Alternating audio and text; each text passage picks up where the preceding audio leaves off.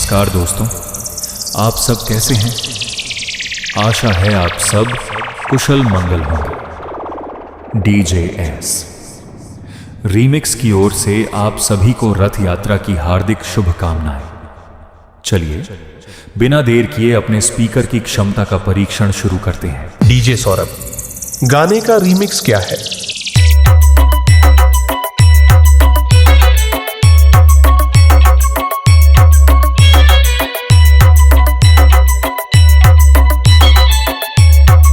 Public की demand से DJ Saurabh remix को आना पड़ा।